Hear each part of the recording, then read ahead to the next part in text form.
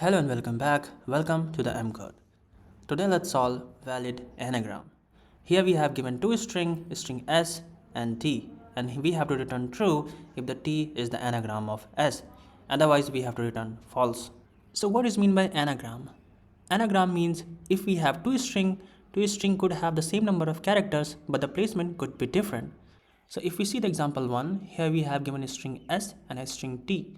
So if we count the number of frequency in a string s and a string t, here we have 3 a's and 1 n in both of the string.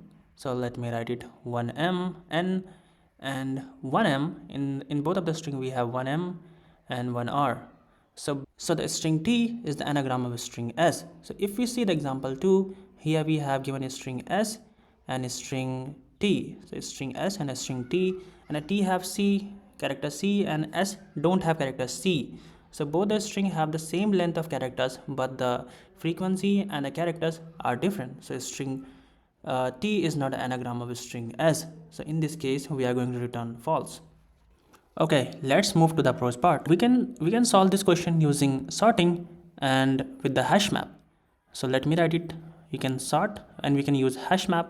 In case of sorting, the time complexity is going to be order of n log n. So it's going to be order of n log n. In case of HashMap, the time complexity is going to be order of n. So it's big O of n. So it's pretty efficient. So in case of sorting, we can sort it and compare each and every characters. So it's pretty easy, but here we are going to use HashMap. Here we have declared a string s and a string t. In the hash map, basically we are going to count the frequency of s and the frequency of t. If both of the string having the same number of frequency, then the string t is the anagram of a string s, or string s is the anagram of a string t. So in that case we are going to return true, otherwise we are going to return false.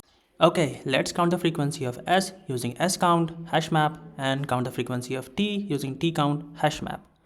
Okay, let's count the frequency of a. So both the string have same number of a's, 1a, 2a and 2a, 3a and 3a. So both the string s and the string t have the same number of a's. So let me write string s count have 3 a's. So a with the frequency of 3 and t count have 3 a's. So write a with the frequency of 3. Now move to the n. So string s have 1n and string t have 1n. So let me write it.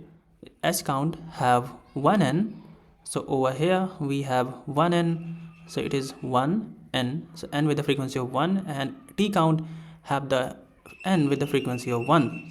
So let's move to the g. So s count have 1g because s have 1g and the t have 1g. So in the s count, let me write it. S count have 1g. So it is g with the count of 1.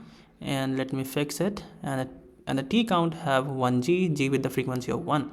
Let's move to m. So over here we have 1m, and let me shift it, and over here in the t we have 1m. It is like 1m. So both of the characters, both of the string have same number of character a3 and a3, n1 and n1, and g1 and g1, and m1 and m1. So both having the same number of characters. So in that case we are going to return true. I just remembered that I forgot to add r in the s count and the t count, but both having the same number of frequencies. So in that case we are going to return true. Okay, let's move to the coding part. Okay, let's create the helper method to count the frequency. So we are going to create the helper method that is going to count the frequency. So the count frequency, I'm going to accept a parameter of a string and just iterate over the string. So for c_st, and let me declare the hash map. So that is going to count the frequency.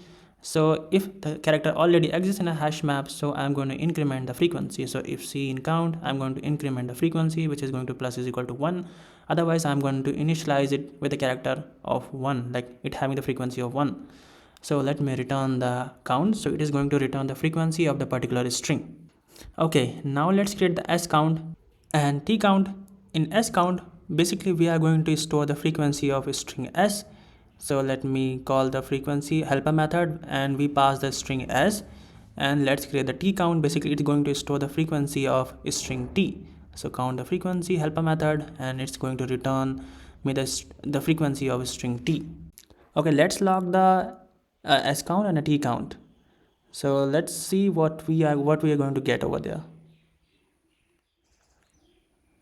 Okay, I think in a s count we have do something wrong, so let me change it. It's going to be s count in the print, so it is going to be s count.